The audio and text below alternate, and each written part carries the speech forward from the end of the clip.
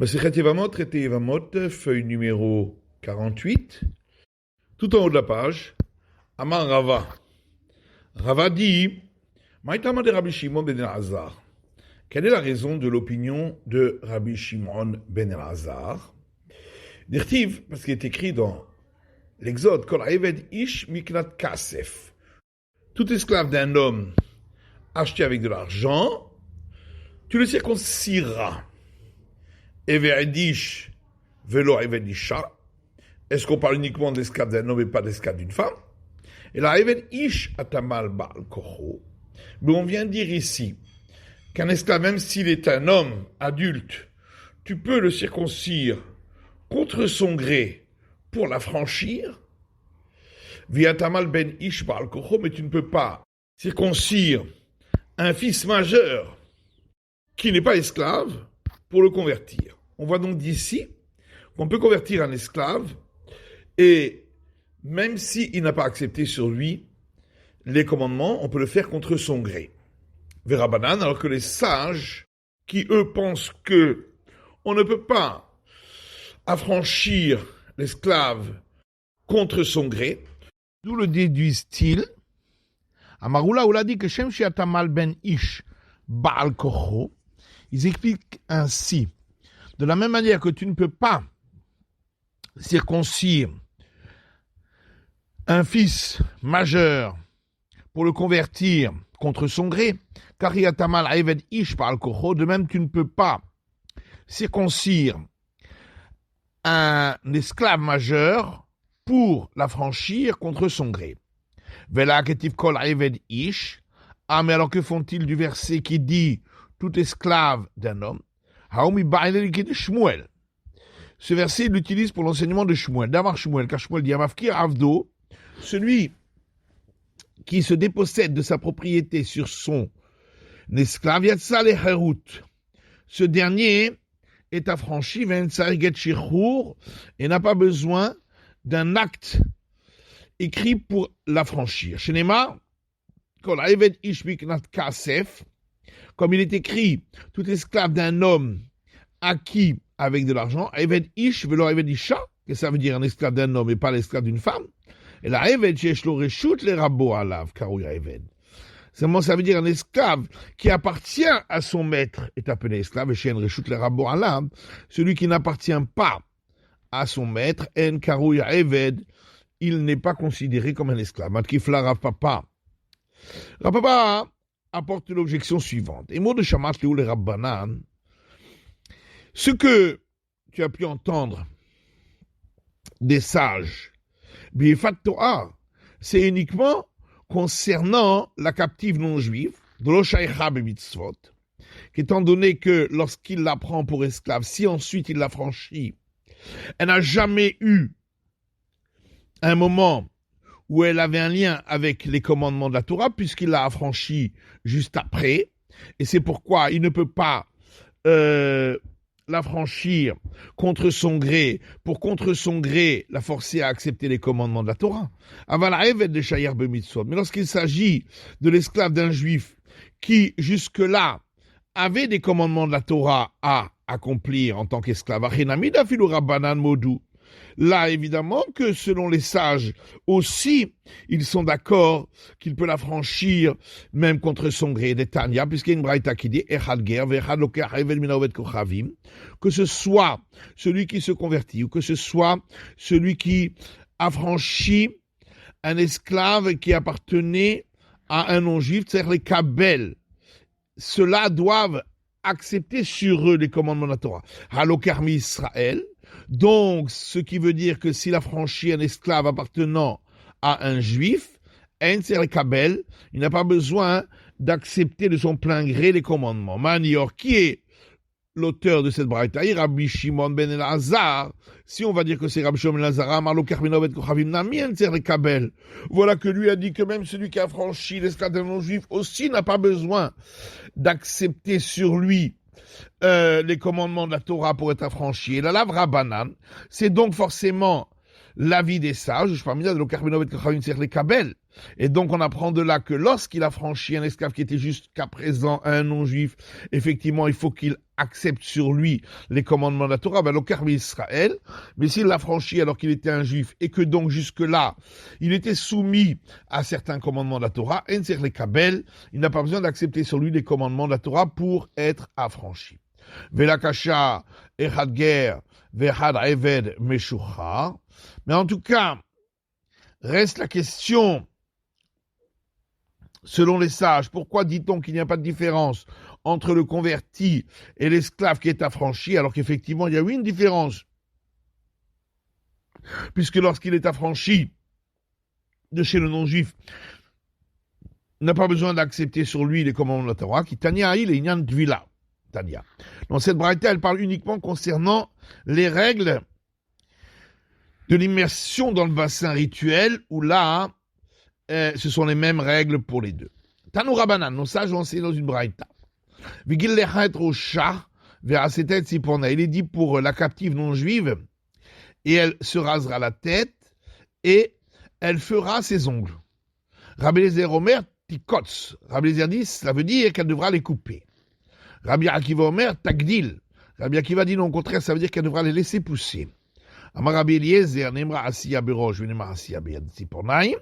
Rabbi Eliezer dit, étant donné que on voit un acte à faire au niveau de ses cheveux, qu'elle doit raser, et également au niveau des ongles, Malé Alana Avara, de la manière qu'au niveau de ses cheveux, il s'agit de les raser, donc de les enlever. Afkan Avara, ici aussi pour les ongles, il s'agit de les couper. Rabbi Akiva Omer, Rabbi Akiva dit Nemra Asiya Berosh, Nemra Asiya Beyadzipornaim. Il y a donc un acte à faire au niveau des cheveux de la tête et un acte au niveau des ongles. Malé Halan Nivul, de la manière que pour les cheveux de la tête, il s'agit d'un acte qui l'enlaidit en se les rasant. Afkan Nivul, ici aussi pour les ongles, elle doit s'enlaidir en les laissant pousser. Au Raya le divrei Rabbi Eliezer, il y a une preuve pour les paroles de Rabbi Eliezer, puisqu'il y a un verset dans le livre de Samuel qui dit Mephibosheth ben Shaoul, et Mephibosheth, fils de Shaoul, Yara Likrat HaMelech, est descendu pour aller à la rencontre du roi. Lo asa raglav, velo asa sefamo. Il n'avait pas arrangé ses jambes en les épilant, et ni arrangé sa moustache. Maya Asiya. Et que veut dire là-bas? Il n'avait pas arrangé, donc il n'avait pas fait d'acte. Aravara, il s'agit d'enlever les poils. Donc chez nous aussi. Tanou Rabanan, nos sages ont enseigné dans une braïta. Ou Bacheta et aviha ve'et imma. Il est dit dans le verset dans le Deutéronome concernant la non-juive captive, et elle pleurera son père et sa mère. Rabbi Eliezer Omer aviha mamash. Rabbi Eliezer dit son père, ça veut dire vraiment son père. Imma mamash. Sa mère, ça veut dire vraiment sa mère. Rabbi Akiva Omer aviha ve'imma zu avodat kochavim. Rabbi Akiva dit son père et sa mère, c'est l'idolâtrie qu'elle va devoir abandonner. Renou Omer, comme il est dit dans le livre de Jérémie, Omrim la'etz avi ata. Les idolâtres disent à du bois, tu es mon père. Vegomer, etc. Yerach yamim. Donc le verset poursuit en disant qu'elle le fera pendant un mois de jours. Yerach shoshim yom. Un mois, c'est donc 30 jours. Rabbi Shimon Lazar Omer, Rabbi Shimon Lazar lui dit tishaim yom. Elle le fera 90 jours. Yerach shoshim. Un mois, c'est 30. Yamim shloshim. 2 jours, c'est pour rajouter encore 30. Ve'acharken. Puis le verset dit et ensuite, shloshim, c'est pour rajouter encore 30 jours. Matkifla Ravina ema yerach shloshim, yamim shloshim. Ravina dit peut-être un mois, ça veut dire 30. Les jours, c'est encore 30. Ve'acharken. Et après cela, qui année. Rajouter encore le même nombre de jours, donc peut-être rajouter encore 60, ce qui ferait 120. Kashia, c'est une bonne question. Tanou Rabanan. Nos sages ont enseigné dans une braïta. Mekaimim avadim she'enan malim. On a le droit de garder des esclaves cananéens qui ne se sont pas fait circoncire pour accepter les commandements de la Torah donnés aux esclaves. Divrei Rabbi Ishmael, c'est la vie de Rabbi Ishmael. Rabbi Akiva Omer, Rabbi Akiva dit ein mekaimim, on ne peut pas les garder. Amalé Rabbi Ishmael, Areu Omer.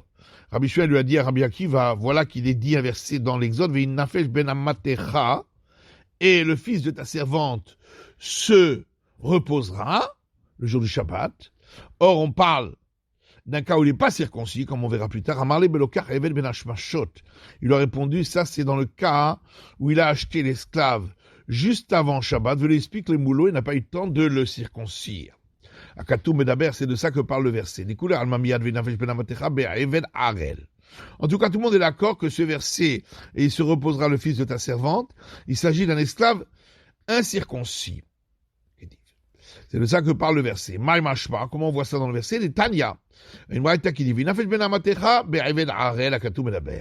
le verset dit, et se reposera le fils de ta servante, il s'agit d'un esclave incirconcis, dont parle le verset. Tu dis qu'il s'agit d'un esclave incirconcis, peut-être qu'il s'agit d'un esclave circoncis, que chez Omer, étant donné qu'il est écrit juste avant, les Ma'anyanu Avdecha Vamatecha Kamocha, afin que se repose ton l'esclave et ta servante comme toi. Donc on a déjà parlé de l'esclave circoncis. Et donc comment va-t-on expliquer la suite du verset et se reposera le fils de ta servante? Be'eved harel, on parle de l'esclave incirconcis. Vehager, le verset termine en parlant de l'étranger. Zeger toshav, il s'agit de l'étranger qui est résident, qui a accepté les 7 lois Noachid. Tu dis qu'il s'agit de l'étranger résident qui a accepté les 7 lois Noachid. Peut-être s'agirait-il de l'étranger qui s'est converti complètement au judaïsme, que chez Omer il est déjà dit auparavant, et l'étranger qui est dans tes portes, des kamour. Donc, celui qui s'est converti complètement, on en a déjà parlé. Amanim kayem ve'ager. Alors, comment va-t-on expliquer donc ce mot et l'étranger? Zeger toshav, il s'agit de l'étranger qui réside avec toi, donc qui a accepté les 7 lois Noachid. On ne doit pas le faire travailler le Shabbat. Amar Rabbi Yosha ben Levi. Rabbi Yosha ben Levi dit, Alokach even min haovet kochavim velo ratza lamoul. Celui qui a acheté un esclave d'un non-juif, et cet esclave ne veut pas se circoncire. Megalgel aimo adut bet chodesh. Il le laisse traîner pendant 12 mois pour qu'il accepte. L'omal, si il n'a toujours pas accepté de se circoncire, choser ou mocho le rovde kochavim, il le revend aux non-juifs. Amouan Rabbanan Kamel Rav Papa, les sages ont rapporté ça devant Rav Papa, Keman de loke Rabbi Akiva, en disant, comme qui va cet enseignement, pas comme Rabbi Akiva, des Rabbi Akiva Amaran Mekaimin, car Rabbi Akiva lui a dit qu'on ne peut pas le garder du tout s'il ne se circoncit pas. Amalou Rapapa flûté ma Rabbi Akiva. Rapapa leur a dit non. Tu peux toujours dire qu'il s'agit de Rabbi Akiva. Animele Chadelo Pascal et Milte. Et quand Rabbi Akiva dit qu'on ne peut pas le laisser, c'est dans le cas où il n'avait jamais accepté de changer de conduite et d'accepter les commandements de la Torah. Mais si à un moment il avait accepté de changer de conduite et d'accepter les commandements de la Torah, Pasca, c'est donc qu'il a décidé de changer de conduite, et même si après il revient en arrière et ne veut pas se laisser circoncire, on a le droit de le laisser traîner pendant 12 mois pour essayer de faire en sorte qu'il l'accepte. Amar Rav Kahana, Amrit al-Ishmata Kamel Rav Zevin Menardea. Rav Kahana dit, j'ai rapporté cette réponse devant Rav Zevi de Nardea, il m'a dit, mais si c'est ainsi,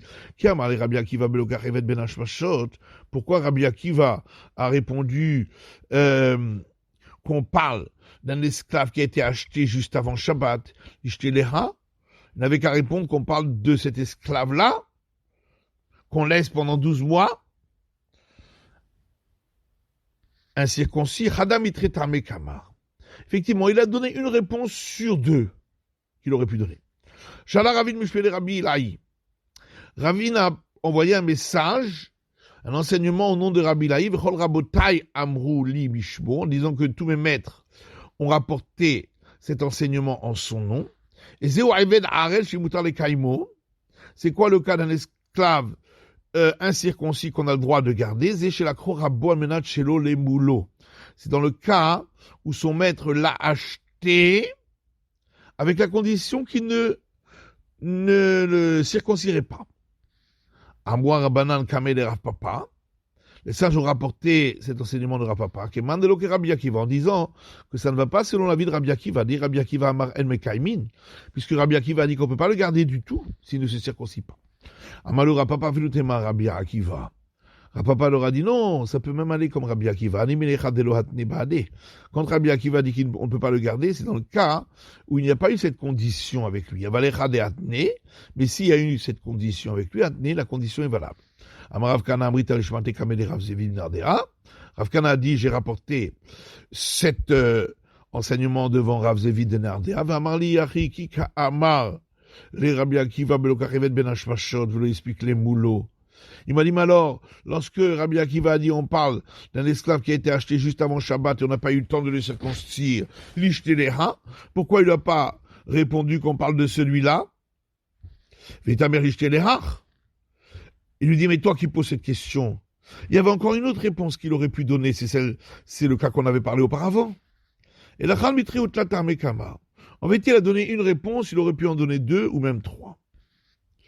Il a dit, Rabbi Hanina Bar Papi, Rabbi Ami, Rabbi Yitzhak Napacha, Akil Ra'ad Rabbi Yitzhak Napacha. Rabbi Hanina Bar Papi, ainsi que Rabbi Ami, et Rabbi Yitzhak le forgeron, étaient assis sous le porche de la maison de Rabbi Yitzhak le forgeron. Ve'adve ve'kamre, ils étaient assis, ils ont dit, Aïr Chataita Beret Israël. Il y avait une ville en terre d'Israël, Ve'loratsur Avadeh Alamoul.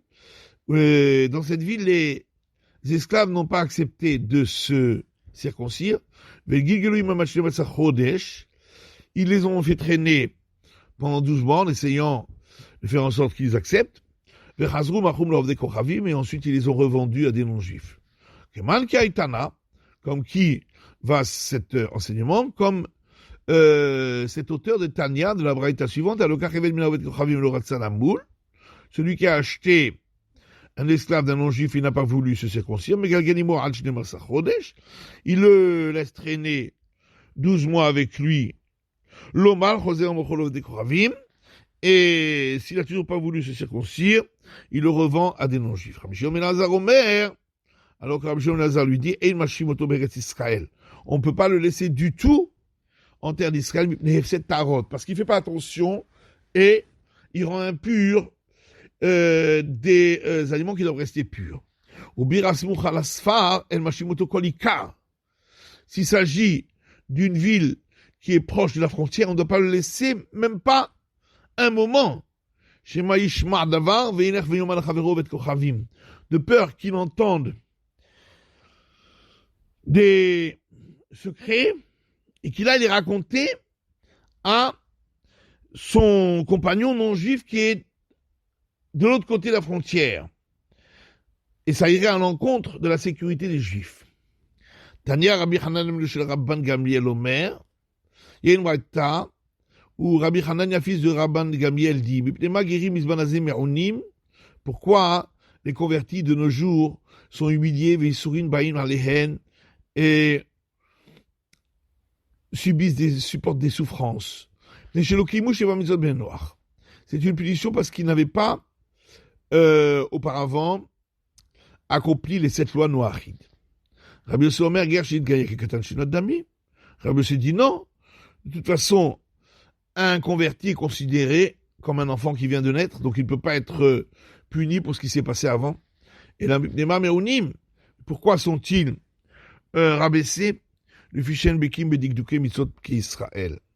C'est une punition parce qu'ils ne connaissent pas les détails des commandements de la Torah comme Israël et ne les accomplissent pas. Abba Hanan Omer, Abba Hanan dit Mishum Rabbi Elazar, on dit Rabbi Elazar le Fishen aussi Me'ava et la Miyira. C'est parce qu'ils n'accomplissent pas les commandements par amour pour le Créateur, mais par crainte.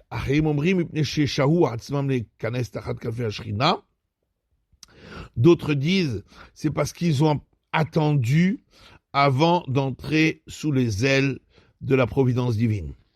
Amar Rabbi Avaou, Veitema Rabbi Hanina. Rabbi Avaou dit, et certains disent Rabbi Hanina Maïkra'a, de quel verset on le voit? Verset dans le rouleau de Ruth. Yishalem Hashem Pa'olech. Boaz a dit à Ruth, que l'Éternel te récompense pour ton action, Timaskurter Shlema, et que ta récompense soit entière, mais Im Hashem Eloke Israël, de la part de l'Éternel, Dieu Tout-Puissant d'Israël, Asher bat larsot, car tu es venu pour te protéger sous les ailes de sa providence, les gomères, etc. Pourquoi il est dit tu es venu pour te protéger? Pour dire que elle s'est dépêchée et n'a pas attendu pour cela. C'est la fin de l'étude du DAF Memchet de la feuille numéro 48.